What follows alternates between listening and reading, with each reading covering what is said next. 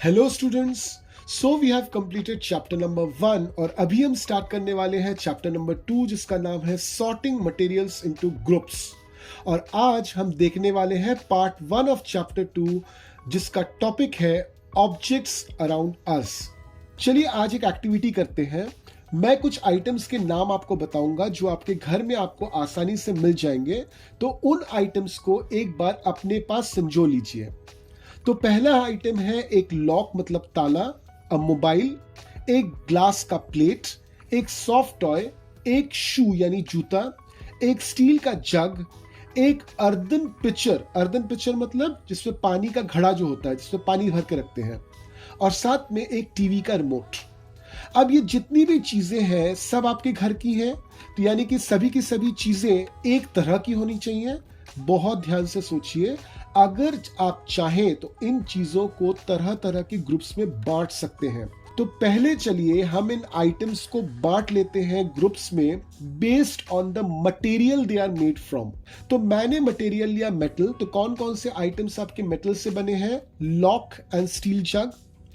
मैंने मेटल लिया सिरेमिक मतलब कांच, तो इसका कौन सा आइटम बना हुआ है? आपका ग्लास प्लेट। मैंने मटेरियल लिया लेदर, इसका कौन सा आइटम आपके पास है? शू। मैंने मटेरियल लिया प्लास्टिक, इसका कौन सा आइटम है आपके पास? TV remote and mobile.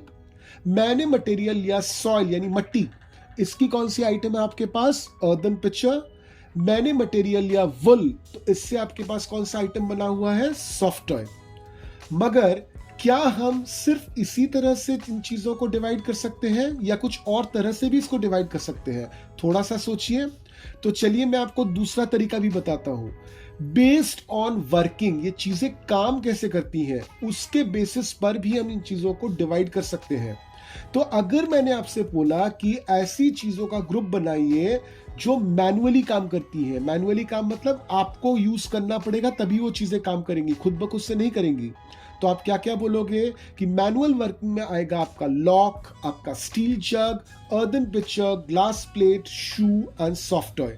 जबकि ऑटोमेटिकली काम करने वाले आइटम्स इनमें से कौन कौन से हैं? TV remote and mobile.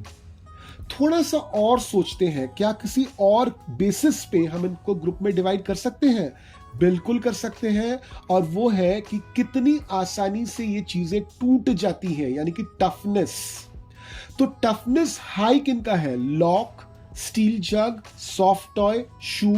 इनको अगर आप जोर से पटक भी दोगे तो ये टूटेंगे नहीं। लो टफनेस किसका है? TV remote, glass plate, mobile and earthen picture. इन चीजों को बहुत ही सावधानी से यूज करना पड़ता है, अदरवाइज थोड़ा सा इधर उधर हो गया, हाथ से ये गिर गया तो ये चीजें टूट भी सकती हैं। तो यहां पे देखिए हमने कितनी आसानी से हमारे आसपास जो चीजें हैं उनको कितनी आसानी से तरह तरह के ग्रुप्स में डिवाइड कर दिया।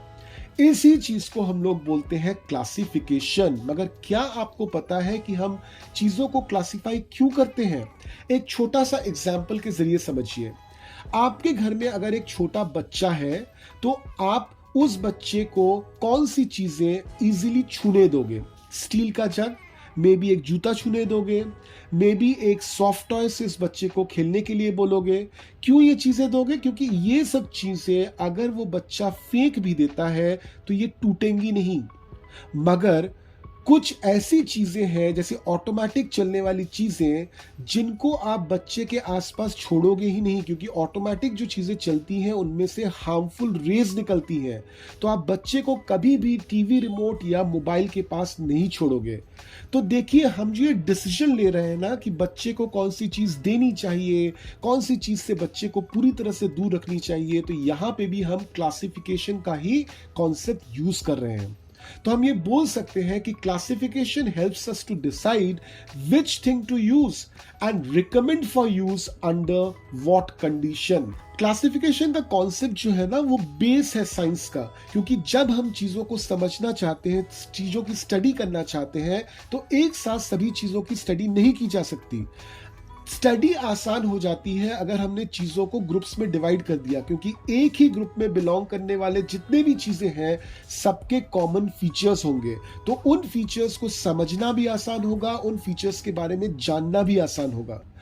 आज के डे टू डे लाइफ में हम हमेशा क्लासिफिकेशन ऑफ थिंग्स का कॉन्सेप्ट यूज करते हैं।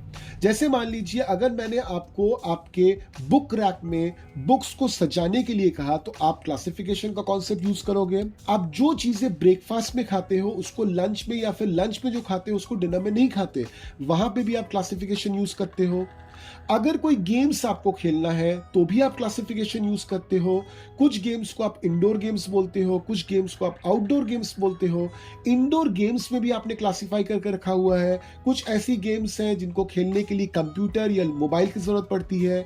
कुछ ऐसे गेम्स हैं जैसे फॉर एग्जांपल टेबल टेनिस, जिसको खेलने के लिए आपको टेबल की जरूरत पड़ेगी। तो इस तरह से हमारे आसपास जितनी भी चीजें हैं हम हर चीजों को क्लासिफाई करते हैं। तो आई होप आपको समझ में आ गया होगा कि क्लासिफिकेशन क्यों इंपॉर्टेंट है और क्यों क्लासिफिकेशन का कॉन्सेप्ट हमारी आसपास की सभी चीजों पे हम अप्लाई करते हैं।